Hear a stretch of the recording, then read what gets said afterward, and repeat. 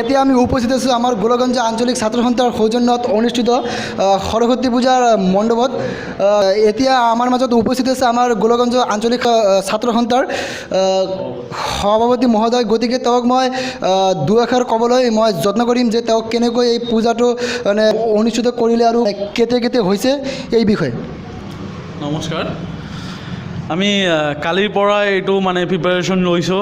কালিৰ পৰা আমি গোটেইবিলাক গোটাই লৈছোঁ। কালি মানে আমাৰ যিটো খিচুৰি আজি খোৱা হ'ব সেইটো বস্তুবিলাক চব্জিবিলাক কালি আনিছোঁ আৰু আজি ৰাতিপুৱা গোটেইবিলাক ল'ৰাখিনি আহি কিনে আমি ইখিনি মানে ৰেডি কৰিলোঁ আৰু পুৰোহিত আহিল। এতিয়া আমাৰ এই 10টা চাৰে 9টা পৌনে 10টা মানত পূজাটো কমপ্লিট হ'ল। এতিয়া প্ৰসাদ বিতৰণি কৰিম আৰু খিচুৰি খোৱা হ'ব আজি আমাৰ।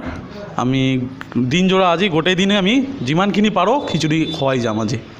খিচুৰি খোৱাৰ পৰিৱৰ্তে কিবা আৰু প্ৰগ্ৰাম আছে নেকি আপোনালোকৰ? নাই, এনেকৈ কোনো প্ৰগ্ৰাম নাই। খিচুৰি খুৱাম আজি আৰু বেলেগ প্ৰগ্ৰাম নাই আমাৰ। ঠিক আছে, হ'ব।